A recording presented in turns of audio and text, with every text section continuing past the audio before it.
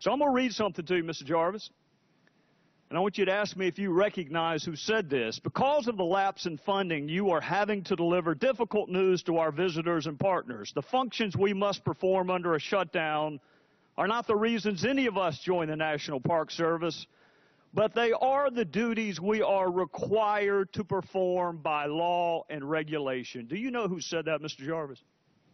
I believe I said that. You're right, you did.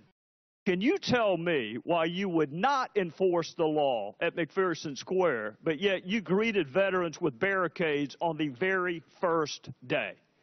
What regulation can you cite to me that required you by law to erect barricades? The contingency plan that was approved on September 27th for the National Park System is in compliance with the Anti-Deficiency Act. I'm looking for a statute, Mr. Jarvis. I am looking for a citation to the Code of Federal Regulation or the U.S. Code for why you erected barricades. We've established you did not enforce the law for 100 days for protesters. Agreed? You agree with me? You did not issue a single citation for camping, right? I believe that is correct. Either it is or it isn't. Is it? Not one single citation for camping.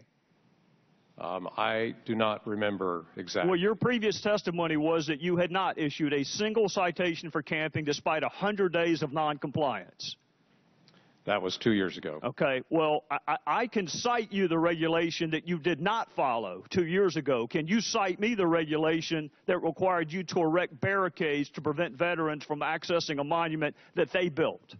I can cite the Anti-Deficiency Act. Can you cite a regulation that required you to erect barricades, Mr. Jarvis? That is not a complex question.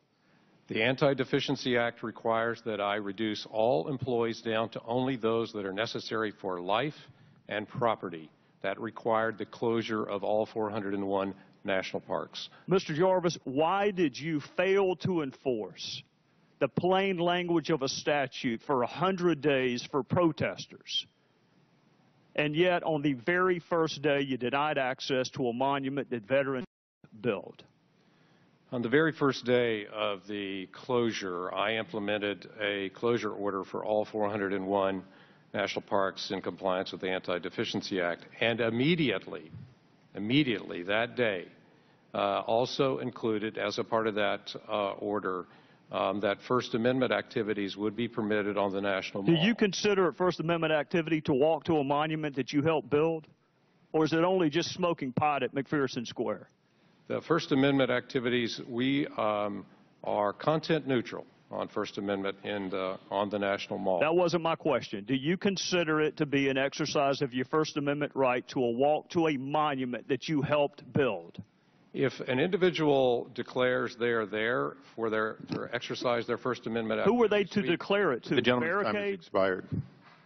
Could I ask the final question? Who were they to declare it to? To a barricade? On the site. On the National Mall, any group under 25 does not need a permit to exercise their First Amendment. And we set up the policy to allow our veterans in, including all of the honor flights under First Amendment. So they were not denied access. Mr. Chairman, I want the record to reflect that no statute or code of the federal regulation was cited to justify the erection of a barricade. The record will indicate that. Director Jarvis,